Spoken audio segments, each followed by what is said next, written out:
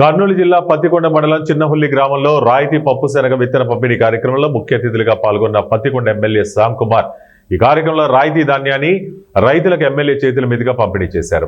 అనంతరం ఆయన మాట్లాడుతూ గడిచిన 5 ఏళ్లలో వైసీపీ ప్రభుత్వం రాష్ట్రాన్ని 20 సంవత్సరాలు వెనక్కి నెట్టేసిందని, ఇప్పుడిప్పుడే కూటమి ప్రభుత్వం రాష్ట్రాన్ని అభివృద్ధి పదంలో నడిపిస్తుందన్నారు. రాబో రోజుల్లో మన పత్తికొండ మీదుగా 4 లైన్ల హైవే వస్తుందని ప్రజలకు తెలియజేశారు. మన జిల్లాలోనే కానీ మన రాష్ట్రంలో కానీ దాదాపుగా మీరు ఎలాంటి పని కావాలన్నా కానీ దయచేసి చెప్పండి, చేసి పెట్టడానికి మీకోసం మేము ఇక్కడ పని చేయడానికి ఉన్నాము. రాబోయే కాలం చాలా మంచిది. ఎందుకంటే ఇక్కడ నేషనల్ హైవే కూడా 4-వే కూడా అవుతుందని చెప్పి తొందరలో మాకు న్యూస్ కూడా వచ్చింది.